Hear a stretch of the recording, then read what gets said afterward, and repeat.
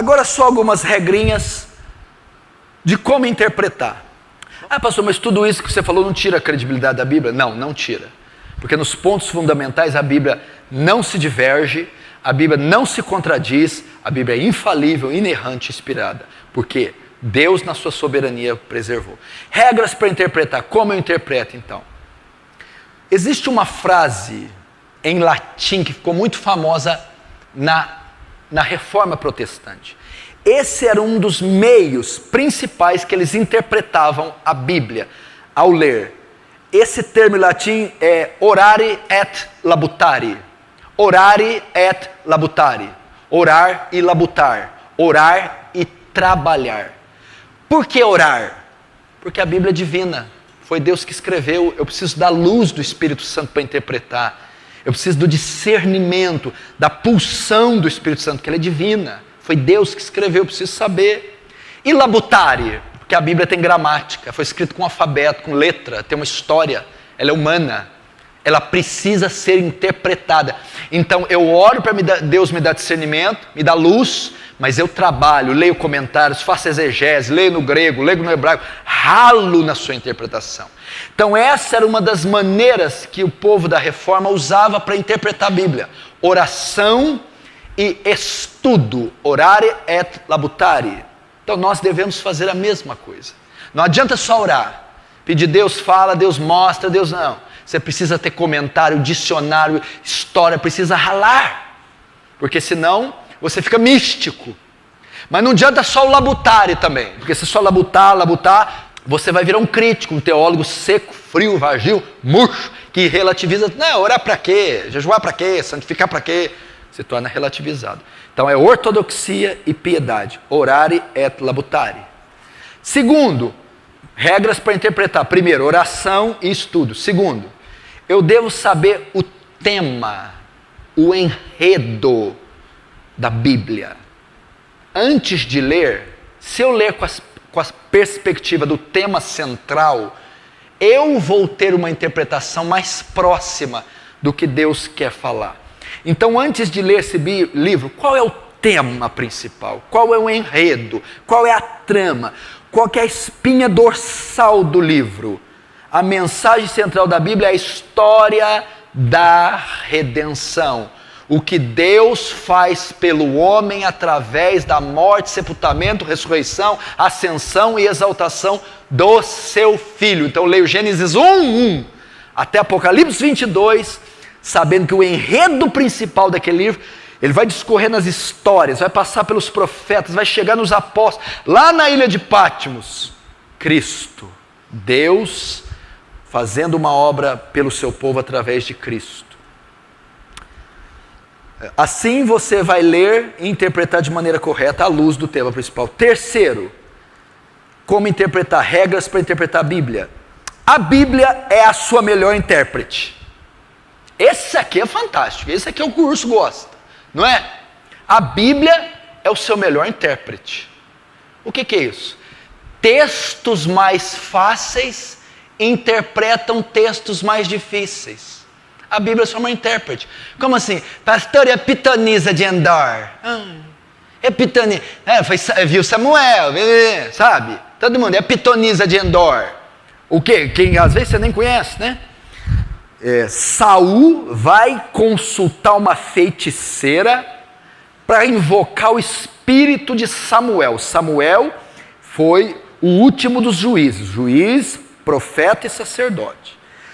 Ele ministrava na época do reinado do primeiro rei, Saul. E o homem era dependente dele, Saul. Samuel morre. Saul, desesperado para buscar uma palavra, vai consultar uma adivinha, uma médium, uma bruxa.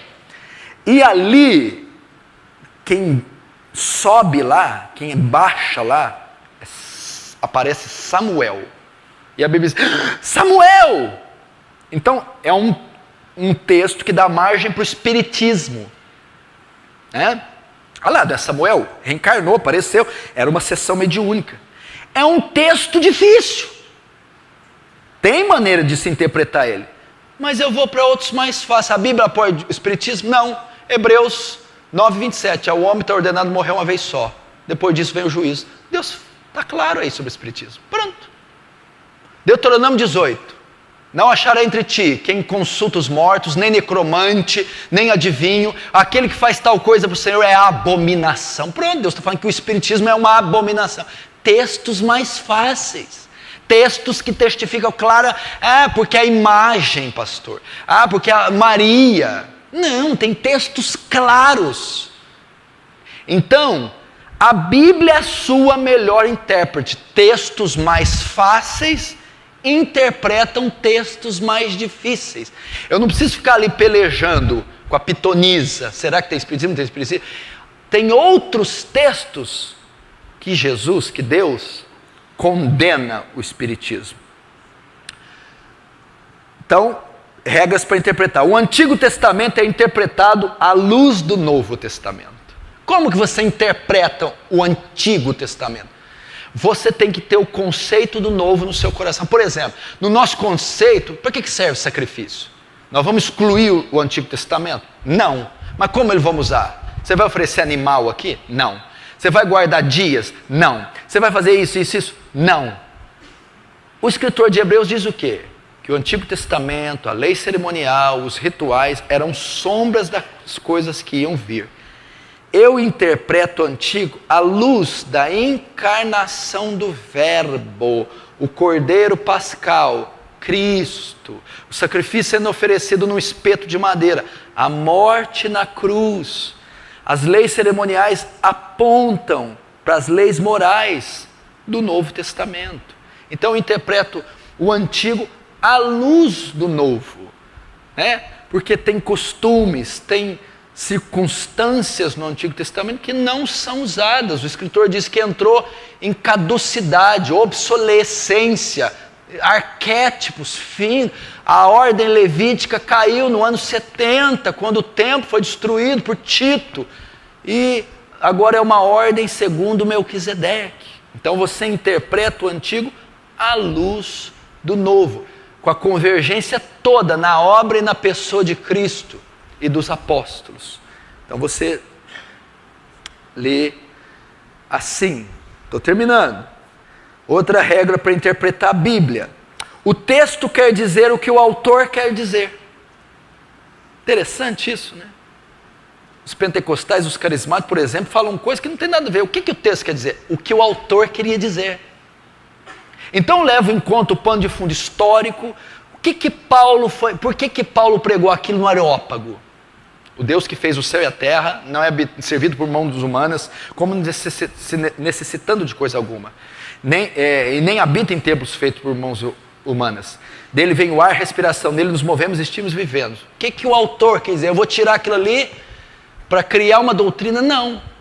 Paulo está fazendo um discurso criacionista. Ele está indo no Areópago, ele está em Atenas, ele está na capital da idolatria, ele está no contexto greco-macedônio. Não se cria, não se tinha a ideia de um Deus, de uma religião monoteísta, de um Deus triuno. Paulo vai então, ele não vai dizer de Jesus, ele vai dizer da criação. Então eu vou saber o texto quer dizer o que Paulo quis dizer. Ele vai provar para eles que existe um só Deus, é o Criador de todo o céu e da terra. E aí até chegar em Jesus. O sentido natural tem que ser preferido ao sentido figurado. Como é que é?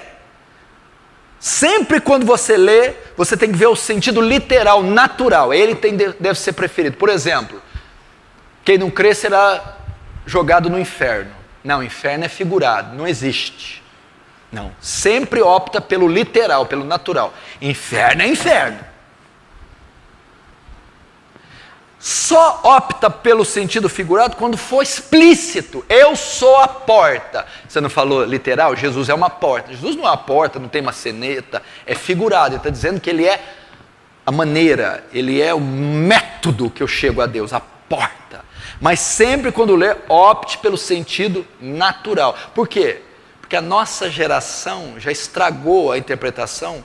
Os neopentecostais só interpretam no sentido figurado, tudo é figurado. Não, aqui pé não é pé, aqui vinho não é vinho, aqui Jesus não cansou, aqui não foi sangue que ele suou, é tudo figurado. Não, é natural, é literal.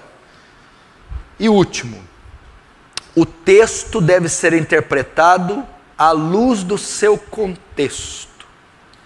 À luz do seu contexto. O que quer dizer isso? Texto sem contexto é pretexto para uma heresia. O que mais gera seita, engano? A pessoa está pregando, está evangelizando, está ensinando, está escrevendo livro, e ela está usando a Bíblia, mas um texto fora do seu contexto. O que é o contexto? Versículos anteriores e versículos posteriores ao texto vão definir o que o texto está dizendo. Então nunca traduza um texto fora do seu contexto. O que é o contexto? É assim, ó.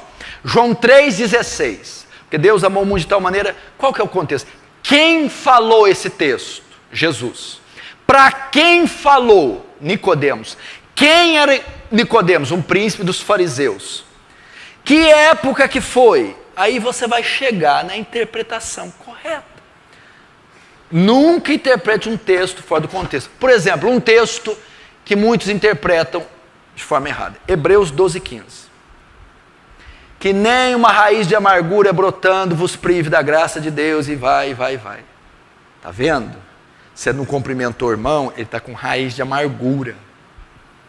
Está vendo? Você falou duro com o irmão, ele ficou com brotou a raizinha, cresceu e virou uma coisa que está causando bloqueio. Não é isso que o texto quer dizer, não tem nada a ver. Raiz de amargura lá é adorar outros deuses e achar que vai ter paz com Deus. Mas como você sabe disso? Por causa do contexto. O escritor de Hebreus era versado no Antigo Testamento. Ele conhecia muito da Torá. Ele usou um texto de Deuteronômio 29:18, que os israelitas estavam adorando outros deuses e esperando ter paz com Deus. Ou seja, o texto está falando de apostasia. A raiz de amargura é apostasia. Cuidado para não se desviar da verdade, cuidado para não adorar outros deuses, achando que Deus vai aprovar. E muitos se contaminem.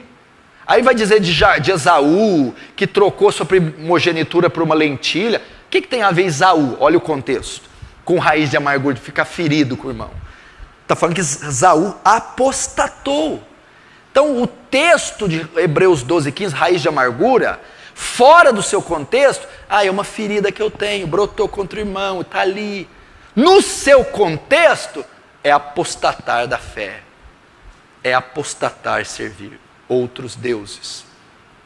Então, essas são algumas regras para você interpretar as Escrituras.